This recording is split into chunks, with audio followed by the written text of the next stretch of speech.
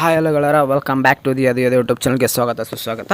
ನೋಡಿ, ಈಗ ನೀವು ಅಂದರೆ ನಮ್ಮ ಒಂದು ಬ್ರೌಸರಲ್ಲಿ ಗೂಗಲ್ ಐತಿ ಯಾವುದೋ ಒಂದು ವೆಬ್ಸೈಟಲ್ಲಿ ಬಂದುಬಿಟ್ಟು ನೀವು KE ಅಂತ ಸರ್ಚ್ ಮಾಡಿದ್ರೆ ನಮಗೆ ಮೊದಲು ಥರ ವೆಬ್ಸೈಟ್ ಆದರೆ ಬರ್ತಿಲ್ಲ.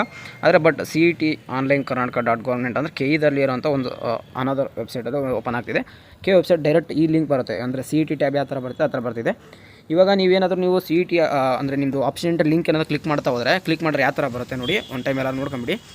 Okay, due to some technical reasons the applications will be down till 18th June 2025 7:30 PM. Okay, ಇವಾಗ 7:30ವರೆಗೂ ಇದು ನಿಮಗೆ ಸ್ವಲ್ಪ ಟೆಕ್ನಿಕಲ್ ಇಶ್ಯೂ ಇರೋದ್ರಿಂದ ಅಂದರೆ ಬ್ಯಾಕ್ ಎಂಡಲ್ಲಿ ಸ್ವಲ್ಪ ವರ್ಕ್ ಆಗ್ತಿದೆ. ಓಕೆನಾ, ನಿಮಗೆ ಈಗ ಇಂಜಿನಿಯರಿಂಗ್ ಜಾಯ್ನ್ ಆಗ್ತಿದ್ರೆ ನಿಮಗೆ ಇದಕ್ಕೆ ಸ್ವಲ್ಪ ಯಾರಾದರೂ PCMC ತೊಗೊಂಡಿದ್ರೆ ಇದ್ರ ಬಗ್ಗೆ ಸ್ವಲ್ಪ ಐಡಿಯಾ ಇರುತ್ತೆ. ಅಂದರೆ ನಿಮ್ಮದು ಬ್ಯಾಕ್ ಎಂಡು ಸ್ವಲ್ಪ ಪ್ರಾಬ್ಲಮ್ ಇದೆ. ಓಕೆ, ಆ ಬ್ಯಾಕ್ ಎಂಡ್ ಪ್ರಾಬ್ಲಮ್ ಸರಿ ಆದ ತಕ್ಷಣ ನಿಮಗೆ ವೆಬ್ಸೈಟಲ್ಲಿ ಆಟೋಮೆಟಿಕ್ಲಿ ಡಿಪ್ಲೋಯ್ ಮಾಡಿ ಆಟೋಮೆಟಿಕ್ಲಿ ನಿಮಗೆ ಸರ್ವರನ್ನು ರನ್ ಮಾಡ್ತಾರೆ. ಓಕೆನಾ, ಮುಗಿಯೋವರೆಗೂ ಇದು ಸ್ವಲ್ಪ ಟೆಕ್ನಿಕಲ್ ಇಶ್ಯೂ ಆಗೇ ಇರುತ್ತೆ.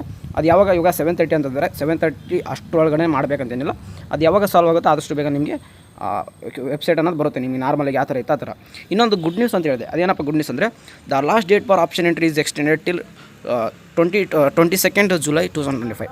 19ವರೆಗೂ ಅಂತ ಕೊಡ್ತಾಯಿದ್ರು. ಈಗ ಆಪ್ಷನ್ ಲಿಂಕ್ ಓಪನ್ ಮಾಡಿದ್ರೆ ನಿಮಗೆ 19 ಜುಲೈ ಅಂತ ಕೊಡ್ತಿದ್ರು. ಅಂದರೆ 22 ಅಂದರೆ ನಿಮಗೆ 22 ಜುಲೈ ಒಂದು 22 ಸೆಕೆಂಡ್ಸ್ ಅಂದರೆ 22ನೇ ಜುಲೈ ಅಂದರೆ ನಿಮಗೆ ಇಲ್ಲಿವರೆಗೂ ಏನು ತೊಗೊಂಡಿದ್ರು ನಿಮಗೆ ಅರ್ಥ ಆಯ್ತಾ. ಈಗ ಒಂದು ಮೇನ್ ಈ ಕಾನ್ಸೆಪ್ಟ್ನ ಅರ್ಥ ಮಾಡ್ಕೊಳ್ಳಿ. ಅಂದರೆ ನಿಮಗೆ 19th ಡೇಟಾ ತೊಗೊಂಡು ನಿಮಗೆ ಮಾಕ್ ಅಲಾಟ್ಮೆಂಟ್ ರಿಸಲ್ಟ್ ಬಿಡ್ತಿದ್ರು. ಇವಾಗ ಡೇಟ್ ಎಕ್ಸ್ಟೆಂಡ್ ಮಾಡಿದ್ರಲ್ವ 22ವರೆಗೂ. ಇವಾಗ ನಿಮಗೆ 22ವರೆಗೂ ಆಪ್ಷನ್ ಎಂಟ್ರಿ ಮಾಡೋಕ್ಬಿಟ್ಟು ಇಲ್ಲಿವರೆಗೂ ಯಾರು ಆಪ್ಷನ್ ಎಂಟ್ರಿ ಮಾಡಿದ್ರೆ ಅಷ್ಟು ಡೇಟಾ ತೊಗೊಂಡು ಮಾಕ್ ಅಲಾಟ್ಮೆಂಟ್ ರಿಸಲ್ಟ್ ಬಿಡ್ಬೋದು. ಇದು ತುಂಬಾ ಸಾಧ್ಯತೆ ಇದೆ. ಯಾಕಂದರೆ ಇಲ್ಲಿವರೆಗೂ ಯಾರು ಕರೆಕ್ಟಾಗಿ ಆಪ್ಷನ್ ಎಂಟ್ರಿ ಮಾಡಿದ್ದ ಆ ಒಂದು ಕಾರಣದಿಂದ ಈಗ 22nd ಯಾರು 22nd ಜುಲೈವರೆಗೂ ಆಪ್ಷನ್ ಎಂಟ್ರಿ ಮಾಡ್ತೀರಾ ಅಷ್ಟೂ ನಿಮ್ಮದು ಡೇಟಾ ತೊಗೊಂಡು ಆ ಬೇಸ್ ಮೇಲೆ ನಿಮಗೆ ಮಾಕ್ ಅಲಾಟ್ಮೆಂಟ್ ರಿಸಲ್ಟ್ ಬಿಡ್ತಾರೆ.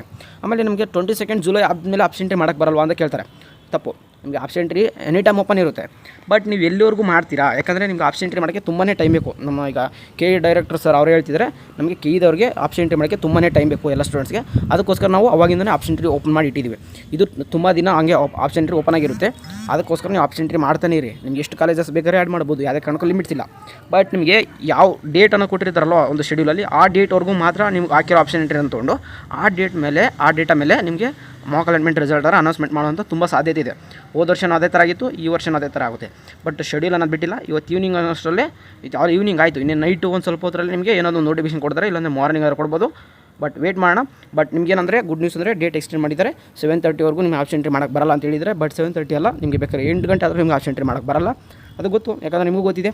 KEದವ್ರು ಈ ಥರ ಟೆನ್ಷನ್ ಮಾಡ್ತಾಯಿದ್ದಾರೆ. ಇದನ್ನು ನೀವು KE ಅಂದರೆ ಕರ್ನಾಟಕ ಎಕ್ಸಾಮಿನೇಷನ್ ಅಥಾರಿಟಿ ಏನಿದೆ, ನೀವು ಬರ್ತಾ ಈಗ ನಾನು ನಿಮಗೆ ಮಾಕ್ ಅಲಾಟ್ಮೆಂಟ್ ರಿಸಲ್ಟ್ ಕೂಡ ನೋಡಿಲ್ಲ.